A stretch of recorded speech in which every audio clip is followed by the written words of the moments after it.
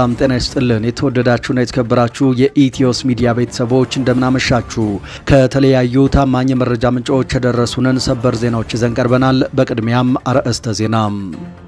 ፋኖን አጠፋለሁ በሚል አዋጅ አስነግሮ ወደ አማራ ምድር የገባው ያገዛዙ ኃይል ከግድያና አፈናው ባሻገር የአማራ ገበሬን ሰብል በይፋ ማውደም ጀምሯል። ገበሬው በፀሐይ በቁር የሰበሰበውን አዝመራ በመድፋት ልጆቹን በረሃብ ለመጨረስ ያለመ የክፋት ተግባሩን በሚታይ መልኩ ተያይዞታል። በሌላ በኩል አገዛዙ በቅርቡ ሁለት አደገኛ የሆኑ ስትራቴጂዎችን አዋልዷል።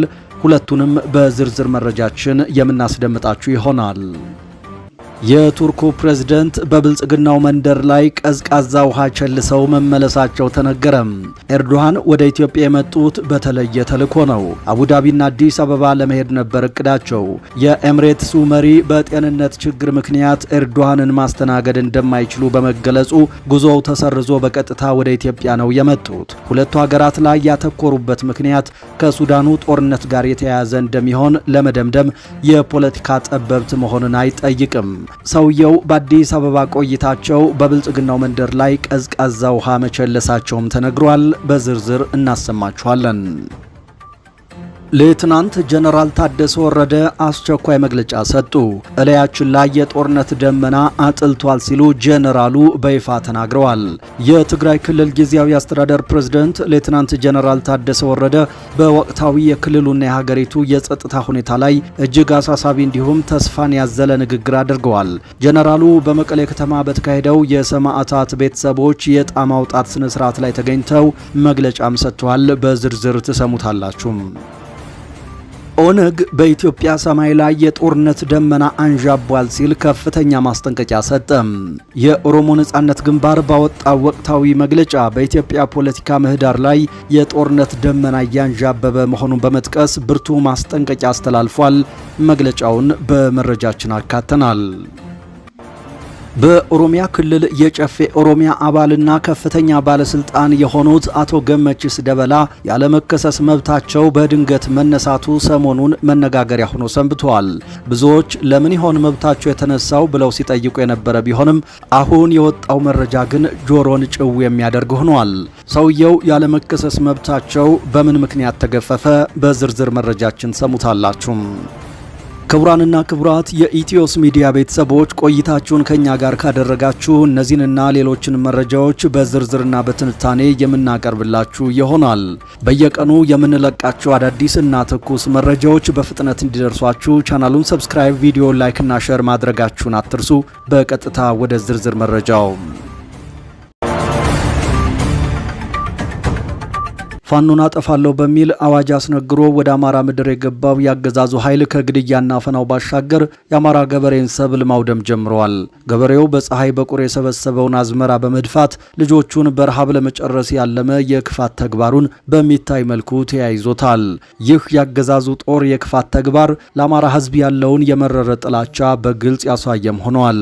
ግድግዳ ላይ የተሰቀሉ የህፃናት ልደት የተከበረባቸው ፎቶግራፎችን አይቶ ለማረጋገጥ እንደሚቻለው ይህ በአገዛዙ ሰራዊት እየተረገጠና እየወደመ ያለው እህል የፋኖ ሳይሆን የአማራ ገበሬዎች ንብረት መሆኑን ነው። ይህንን ግፍ እየቀመሰ ያለው የአማራ ገበሬም አገዛዙን አምርሮ ወደ መታገል እየገባ መሆኑን ከተለያዩ ቀጠናዎች የደረሱን መረጃዎች አረጋግጠዋል።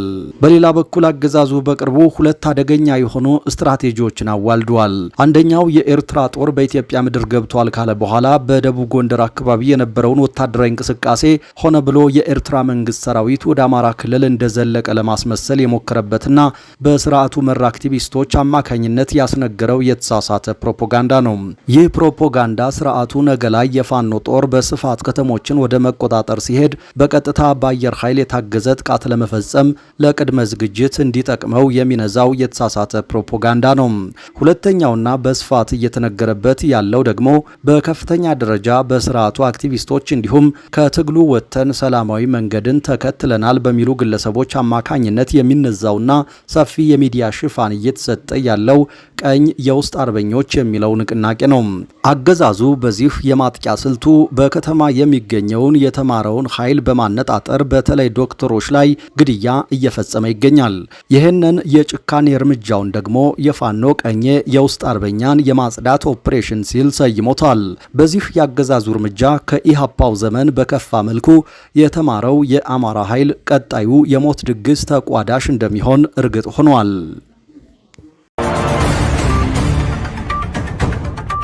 የቱርኩ ፕሬዝደንት በብልጽግናው መንደር ላይ ቀዝቃዛ ውሃ ቸልሰው መመለሳቸው ተነገረ። ኤርዶሃን ወደ ኢትዮጵያ የመጡት በተለየ ተልዕኮ ነው። አቡዳቢና አዲስ አበባ ለመሄድ ነበር እቅዳቸው። የኤምሬትሱ መሪ በጤንነት ችግር ምክንያት ኤርዶሃንን ማስተናገድ እንደማይችሉ በመገለጹ ጉዞው ተሰርዞ በቀጥታ ወደ ኢትዮጵያ ነው የመጡት። ሁለቱ ሀገራት ላይ ያተኮሩበት ምክንያት ከሱዳኑ ጦርነት ጋር የተያያዘ እንደሚሆን ለመደምደም የፖለቲካ ጠበብት መሆንን አይጠይቅም፣ ግልጽ የሆነ ጉዳይ ነውና። ኤምሬትስ ሀገር እያፈረሰች መሆኗ ዓለም አቀፉን ማህበረሰብ አሳስቧል። ሊቢያ ስትፈርስ መዶሻ ስታቀብል የነበረችው ኤምሬትስ ናት። የመን ብትንትኗ ሲወጣ ቤንዚን ስታርከፈክፍ ነበር።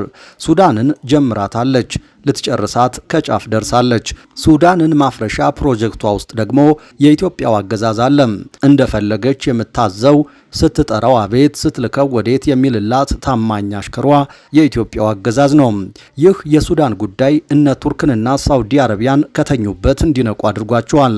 ባለፈው ሳምንት የሳውዲ አረቢያው ከፍተኛ ባለስልጣን የመጡትም አብይ አህመድ ከኤምሬትስ ጎን ተሰልፎ ሱዳን ላይ ያነሳውን ሰይፍ ወደ አፎቱ እንዲያስገባ ለመምከርና ለማስጠንቀቅ ነው።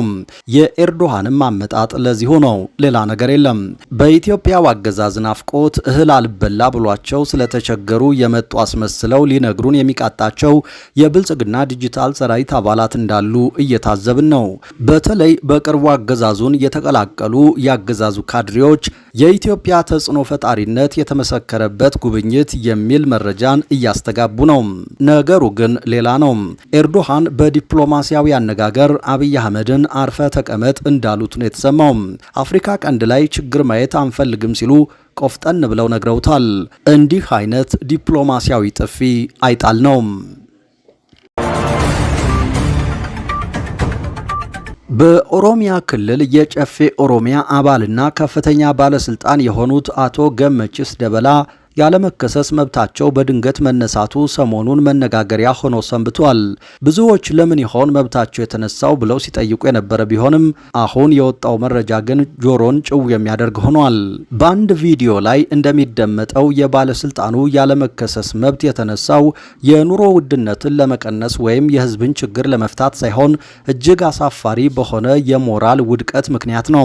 አቶ ገመችስ በቅርቡ ዓለምን ጉድ ካስባለውና ባልታዛር ከተባለው የኢኳቶሪያል ጊኒ ባለስልጣን ጋር በሚመሳሰል መልኩ በቢሮአቸው ውስጥ ከሴቶች ጋር የነበራቸው ቅሌት በቪዲዮ ተቀድቶ በመገኘቱ እንደሆነ ተገልጿል። ይህንን ተከትሎም ጉዳዩን የሚያጋልጡ ወገኖች ግለሰቡን የኢትዮጵያው ባልታዛር የሚል አዲስ ስያሜ ሰጥቷቸዋል። በቢሮ ውስጥና በተለያዩ ቦታዎች የተቀረጹት እነዚህ አሳፋሪ ቪዲዮዎች በማስረጃነት ተይዘው ፓርላማው ወይም ጨፌ ኦሮሚያ ያለመከሰስ መብታቸውን እንዲያነሳና በፖሊስ እንዲፈለጉ ተወስኗል።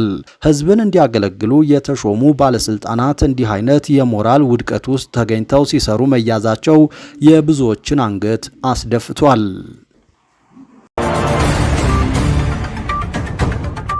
የኢትዮጵያ አገዛዝ ጦርና የትግራይ ኃይሎች ወደ ትግራይ ድንበር መጠጋታቸው ተሰማም።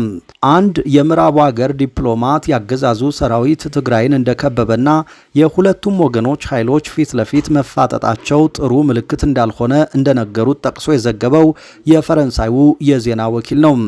አንድ የትግራይ ምንጭም የሁለቱም ወገኖች ኃይሎች ወደ ትግራይ ድንበር መሰባሰባቸውን እንደገለጡለት ዘገባው ጠቅሷል። የትግራዩ ምንጭ ዓለም አቀፉ ህብረተሰብ በሁለቱ ወገኖች ላይ ጫና ካልፈጠረ በቀር ጦርነት ድጋሜ የመቀስቀስ እድሉ ከፍተኛ እንደሆነ ስጋታቸውን ገልጸዋል ብሏል። በኢትዮጵያ ህጻናትን ለልመና እንዲመቹ ሆን ብሎ አይነ ስውር የማድረግ ዘግናኝ ወንጀል ተጋለጠ።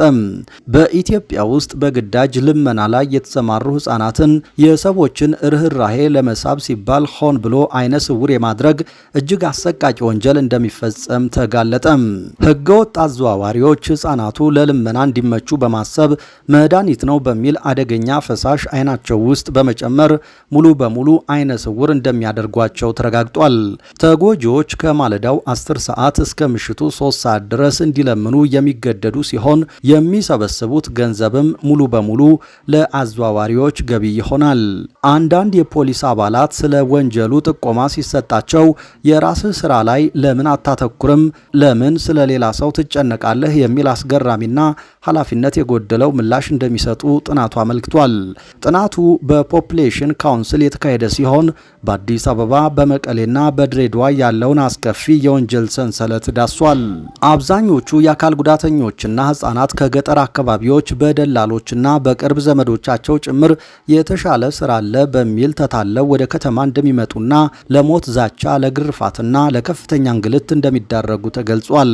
ይህ ጥናት የካቲት 10 ቀን 2018 ዓ.ም በሸራተን አዲስ ሆቴል ይፋ የተደረገ ሲሆን ድርጊቱ በኢትዮጵያ የሰው ንግድ ወንጀል ውስጥ ያለውን እጅግ ጨካኝ ገጽታ ያሳየ ነው ተብሏል። ሌተናንት ጀነራል ታደሰ ወረደ እላያችን ላይ የጦርነት ደመና አጥልቷል ሲሉ ተናገሩ። የትግራይ ክልል ጊዜያዊ አስተዳደር ፕሬዝዳንት ሌተናንት ጀነራል ታደሰ ወረደ በወቅታዊ የክልሉና የሀገሪቱ የጸጥታ ሁኔታ ላይ እጅግ አሳሳቢ እንዲሁም ተስፋን ያዘለ ንግግር ማድረጋቸው ተሰምቷል። ጀነራሉ በመቀሌ ከተማ በተካሄደው የሰማዕታት ቤተሰቦች የዕጣ ማውጣት ስነ ስርዓት ላይ ተገኝተው እንዳሉት እላያችን ላይ የጦርነት ደመና አጥልቷል ሲሉ አሁን ያለውን ውጥረት አመላክተዋል። ጄኔራሉ በመቀሌ ከተማ በተካሄደው የሰማዕታት ቤተሰቦች የዕጣ ማውጣት ስነ ስርዓት ላይ ተገኝተው እንዳሉት እላያችን ላይ የጦርነት ደመና አጥልቷል ሲሉ አሁን ያለውን ውጥረት አመላክተዋል። ሆኖም ይህ የጦርነት ስጋት ወደ እውነትነት እንዳይቀየር አሁንም ተስፋ እንዳለ ጠቁመዋል። አሁን ያጠላብንን የጦርነት ደመና ሰላማዊ የውይይት አማራጮችን በማጠንከርና መተማመንን በመፍጠር ማስቀረት ይቻላል ያሉት ጄኔራሉ ሁሉም ወገን ለሰላም ቅድሚያ እንዲሰጥ ጥብቅ ማሳሰቢያ መስጠታቸው ተነግሯል። ይህ መልእክት የተላለፈው የህዝባዊ ወያኔ ሓርነት ትግራይ ህወሓት የምስረታ በዓል የሆነውን የካቲት 11ን 51ኛ ዓመት ክብረ በዓል ምክንያት በማድረግ ለሰማዕታት ቤተሰቦች በተዘጋጀው የመኖሪያ ቤት መስሪያ ቦታ ዕጣ ማውጣት መርሃ ግብር ላይ ነው። ጄኔራሉ ለተጠቃሚዎች ባስተላለፉት መልእክት የተሰጣቸው ቦታ የማይሸጥ የማይለወጥና ያደራ ስጦታ መሆኑን አጽንኦት ሰጥተው ነግረዋቸዋል። በንግግራቸው ማጠቃለያ ላይ እጅግ ስሜታዊና ጠንካራ መልእክት ያስተላለፉት ጄኔራሉ የህዝቡን መከራና እንግልት በማስታወስ ይህ ህዝብ ያለፈው ጉዳት ይበቃዋል፣ ከዚህ በኋላ ሌላ ተጨማሪ መስዋዕትነትና የአካል ጉዳት መክፈል ትርጉም የለውም ሲሉ ተደምጠዋል። ይህም የትግራይ ህዝብም ሆነ መላው ኢትዮጵያዊ ለሰላም አማራጭ እጅ እንዲሰጥና ያለፈው የደም መፋሰስ እንዲያበቃ ጥሪ ያቀረቡበት ነው ተብሏል። በሌላ በኩል ኦነግ በኢትዮጵያ ሰማይ ላይ የጦርነት ደመና አንዣቧል ሲል ከፍተኛ ማስጠንቀቂያ ሰጠም። የኦሮሞ ነጻነት ግንባር ኦነግ ባወጣው ወቅታዊ መግለጫ በኢትዮጵያ ፖለቲካዊ ምህዳር ላይ የጦርነት ደመና እያንዣበበ መሆኑን በመጥቀስ ብርቱ ማስጠንቀቂያ አስተላልፏል። ባለፉት 10 ዓመታት በኦሮሚያና በተለያዩ የሀገሪቱ ክፍሎች ሲቀጥሉ የነበሩት ግጭቶች ለሀገሪቱ የጸጥታ የማህበራዊና የኢኮኖሚ ቀውስ ዋና መነሻ ሆነው መቀጠላቸውን ፓርቲው በምሬት ገልጿል። ኦነግ የሀገሪቱን ውስብስብ የጸጥታ ችግር ለመፍታት የፖለቲካ ልዩነቶች አሁንም ድረስ ዘላቂ መፍትሄ አለማግኘታቸውን በመጠቆም ብቸኛው መውጫ መንገድ ሁሉን አቀፍ የፖለቲካ ውይይት ብቻ መሆኑን አጽንኦት ሰጥቷል። መግለጫው አክሎም ታሪካዊ የኦሮሞ መሬት ዝርፊያ አሁንም አልቆመም ሲል ክስ አቅርቧል። በመሆኑም በሀገር ውስጥም ሆነ በውጭ የሚኖሩ የኦሮሞ ህዝብና የኦሮሚያ ነዋሪዎች የክልላቸውን ወሰን እንዲጠብቁ አንድነታቸውን እንዲያጠናክሩና ይህንን እንደ አንድ ዜጋ የሲቪክ ግዴታ አድርገው እንዲወጡ ጥሪ አቅርቧል። ኢትዮጵያውያንን ጨምሮ በርካታ ስደተኞች ሊቢያ ውስጥ ለወሲባዊ ብዝበዛ እንደሚዳረጉ የተባበሩት መንግስታት ድርጅት አመለከተ። ወደ አውሮፓ ሀገራት ለመድረስ የሚጓዙ ኢትዮጵያውያንን ጨምሮ የበርካታ ሀገራት ስደተኞች ሊቢያ ውስጥ ለመደፈር፣ ለግዳጅ የወሲብ ንግድ፣ ለግዳጅ ሰራተኝነትና ለስቃይ እንደሚዳረጉ የተባበሩት መንግስታት አዲስ ሪፖርት አሳይቷል። ስደተኞቹ ላይ የሚደርሰው ርህራሄ የለሽና ስልታዊ የሰብአዊ መብት ጥሰት የሚፈጸመው ብዙውን ጊዜ ከሊቢያ ባለስልጣናት ጋር ግንኙነት ባላቸው የህገወጥ የሰዎች ዝውውር መረቦች አማካኝነት እንደሆነም ተገልጿል። የተባበሩት መንግስታት የሰብአዊ መብቶች ከፍተኛ ኮሚሽን ጽህፈት ቤትና የሊቢያ የድጋፍ ተልዕኮ ትናንት የካቲት 10 2018 ዓ.ም በጋራ ያወጡት ሪፖርት ሊቢያ ውስጥ የሚገኙ ኢትዮጵያውያን የሚደርስባቸውን ስቃይ ዘርዝሯል። ከጥር 2016 ዓ.ም እስከ ታህሳስ 2018 ዓ.ም ያለውን ጊዜ የሚሸፍነው ሪፖርት ሲዘጋጅ ከ16 የአፍሪካ የመካከለኛው ምስራቅና ደቡብ እስያ ሀገራት የተውጣጡ 100 ገደማ ፍልሰተኞች፣ ጥገኝነት ጠያቂዎችና ስደተኞች ቃለ መጠይቅ ተደርጎላቸዋል። ቃለ መጠይቅ ከተደረገላቸው ስደተኞች መካከል የኢትዮጵያ፣ ኤርትራ፣ ደቡብ ሱዳን፣ ኬንያና ሶማሊያ ዜጎች ይገኙበታል። ወደ አውሮፓ ሀገራት መሻገር ለሚፈልጉ ስደተኞች ዋነኛ መተላለፊያ በሆነችው ሊቢያ ውስጥ በፍልሰተኞች፣ ጥገኝነት ጠያቂዎችና ስደተኞች ላይ የሚፈጸሙ ስልታዊ እንዲሁም ሰፊ የሰብአዊ መብት ጥሰቶችና በደሎች ያለምንም ተጠያቂነት እንደቀጠሉ ሪፖርቱ ያስረዳል። ሪፖርቱ እንደሚገልጸው ሊቢያ የሚደርሱ ፍልሰተኞች፣ ጥገኝነት ጠያቂዎችና ስደተኞች ብዙውን ጊዜ መሳሪያ ተደቅኖባቸው በኃይል ይያዛሉ፣ ይታፈናሉ፣ እንዲሁም ከቤተሰቦቻቸው እንዲለዩ ይደረጋሉ። ይህ ከሆነ በኋላ ወደ ይፋዊ ያልሆኑና ህገወጥ የእስር ተቋማት እንደሚወሰዱ ዘርዝሯል። በማጎሪያ ማዕከላቱ ውስጥ ለረጅም ጊዜ ይታሰራሉ።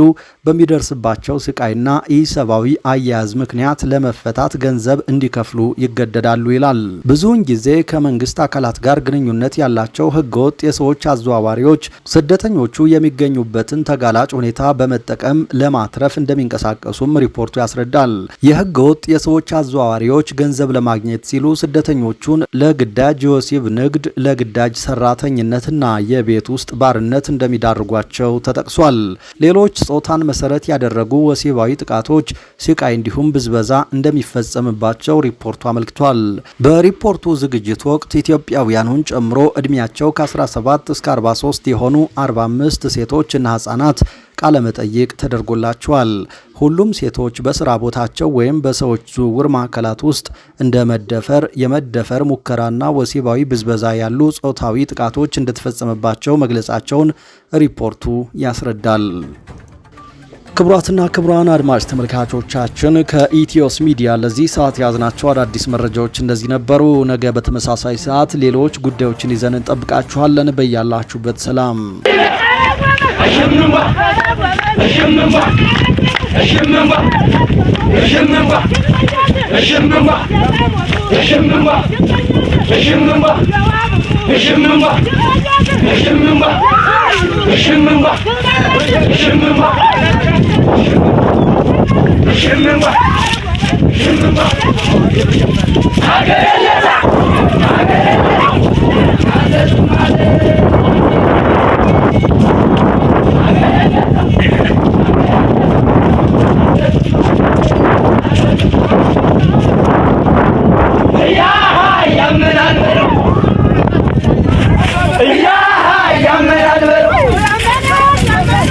Yeah,